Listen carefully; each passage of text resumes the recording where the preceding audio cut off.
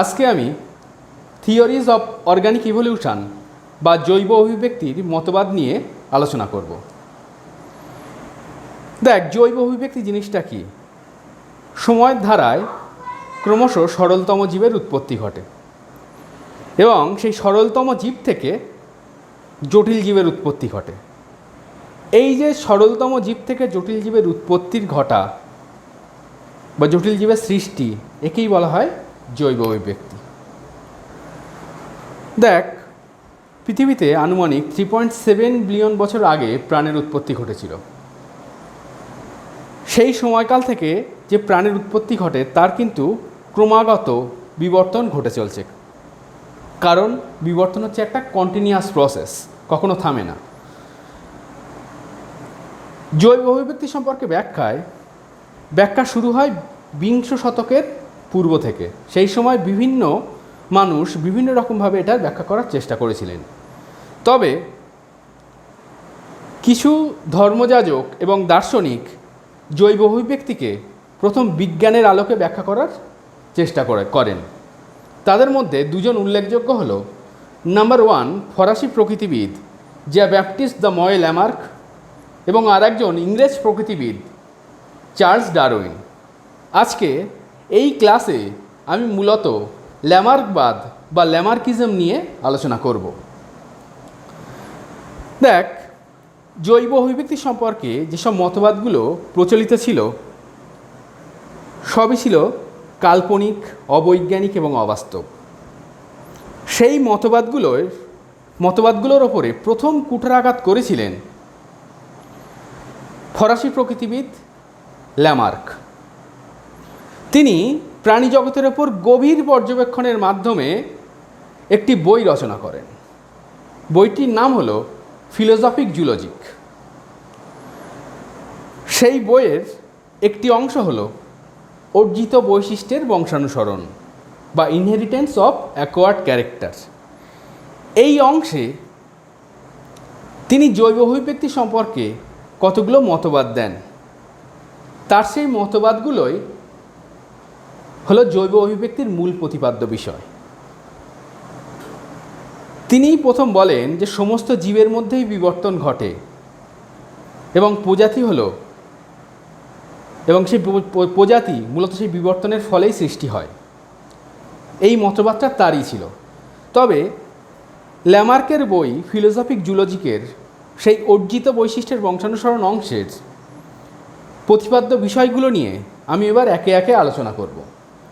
তার প্রথম প্রতিপাদ্য বিষয় ছিল অভ্যন্তরীণ গুরুত্বপূর্ণ শক্তি। এই বিষয়টি বলে যে প্রত্যেকটা জীবের যে ভিতরকার যে শক্তি, অভ্যন্তরীণ যে শক্তি, সেই শক্তি দিয়েই কোনো অঙ্গের বৃদ্ধি ঘটে।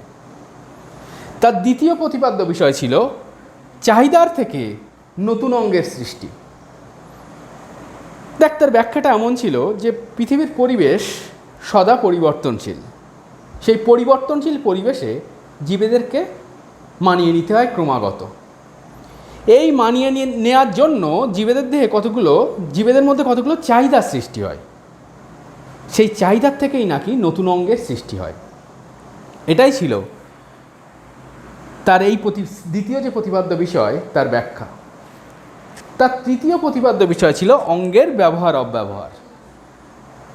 এই বিষয়টি বলে জীবদেহে যেসব অঙ্গের ব্যবহার অতিরিক্ত বেশি, সেই সব অঙ্গগুলো ক্রমশ সুগঠিত হয়, সেগুলোই বিবর্তনের ধারায় পরবর্তী প্রজন্মে যায়।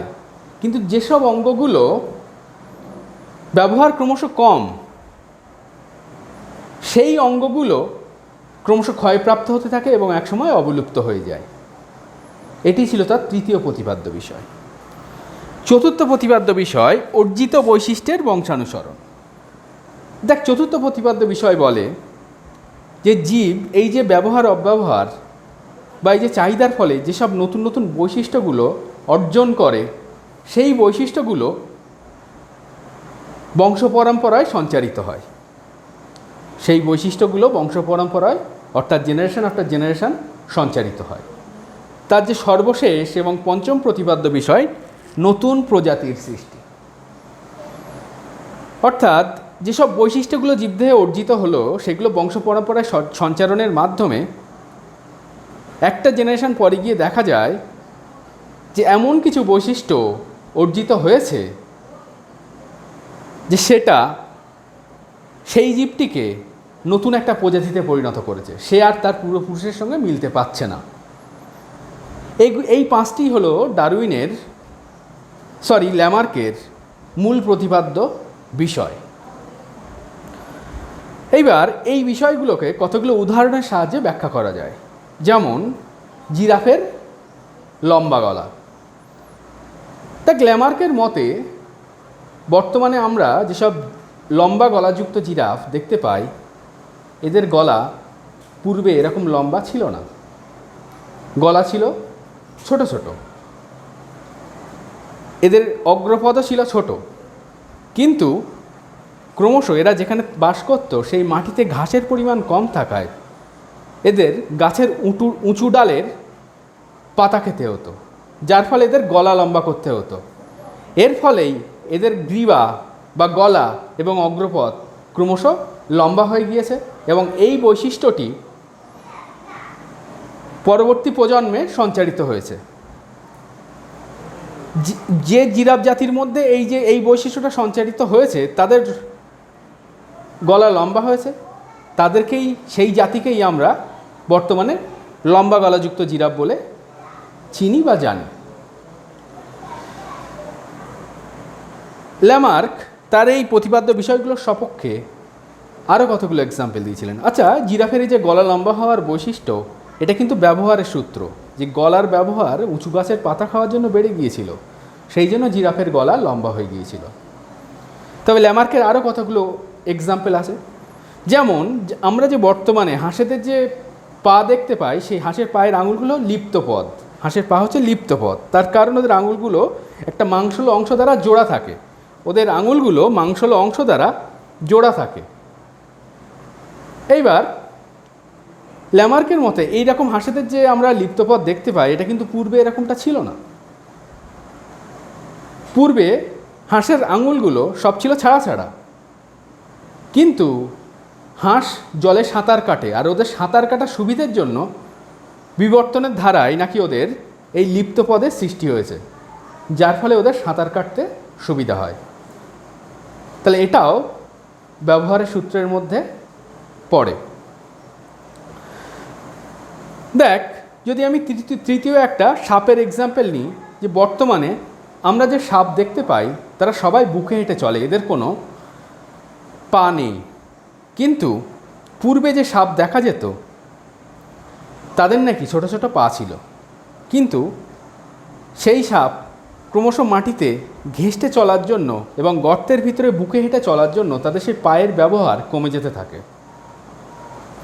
পায়ের ব্যবহার কমে যাওয়ার ফলে ওদের পা ধীরে ধীরে ক্ষয়প্রাপ্ত হয়ে অবলুপ্ত হয়ে যায়। সেই জন্য বর্তমানে আমরা যে সাপেদের দেখি তাদের মূলত কোনো পা নেই, তারা বুকে হেঁটে চলে। এটা হলো অব্যবহারজনিত কারণে বা অব্যবহার সূত্রের এক্ষেত্রে প্রমাণ পাওয়া যায়। তাহলে অব্যবহারজনিত কারণে সাপের পায়ের অবলুপ্তি ঘটেছে। এছাড়া আরও এক্সাম্পল দেওয়া যায়। যেমন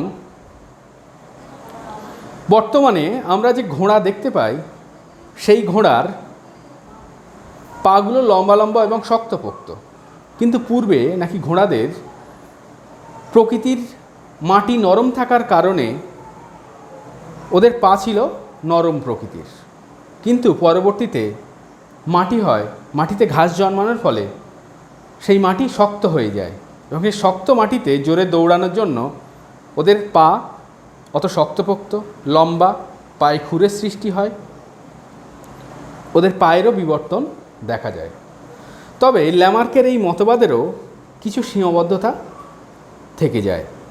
যেমন ল্যামার্কের প্রথম প্রতিপাদ্য বিষয় অভ্যন্তরীণ গুরুত্বপূর্ণ শক্তি। এই যে অভ্যন্তরীণ গুরুত্বপূর্ণ শক্তি, এই মতবাদ কি বলে, এই প্রতিপাদ্য বিষয়টি বলে যে জীবেদের ভিতরকার যে অভ্যন্তরীণ শক্তি, সেই শক্তি থেকেই নাকি নতুন অঙ্গের উৎপত্তি ঘটে বা অঙ্গের আকার আয়তনে অঙ্গের বৃদ্ধি ঘটে। কিন্তু এই প্রতিপাদ্য বিষয়টা সম্পূর্ণরূপে অবাস্তব। অভ্যন্তরীণ গুরুত্বপূর্ণ শক্তি বিবর্তনের ধারায় এমনটা দেখতে পাওয়া যায় যে অনেক অঙ্গের ব্যবহার সত্ত্বেও কালক্রমে সেটা অবলুপ্ত হয়ে গিয়েছে। কালক্রমে সেই অঙ্গটা অবলুপ্ত হয়ে গিয়েছে। যদি অভ্যন্তরীণ গুরুত্বপূর্ণ শক্তি অঙ্গের আকার আয়তনের বৃদ্ধির জন্য দায়ী হতো, তাহলে বিবর্তনের ধারায় কোনো অঙ্গের বিলুপ্তি ঘটতো না। তার সেকেন্ড প্রতিপাদ্য বিষয়টি ছিল চাহিদার থেকে নতুন অঙ্গের সৃষ্টি। এটিও একটি অবাস্তব প্রতিপাদ্য বিষয়। তার কারণ, চাহিদার থেকে নতুন অঙ্গের সৃষ্টি হবে যে আমরা চাইবো আমাদের ডানা জন্মাক, আমরা আকাশে উড়ব, তাহলে কি আমাদের ডানা গজাবে?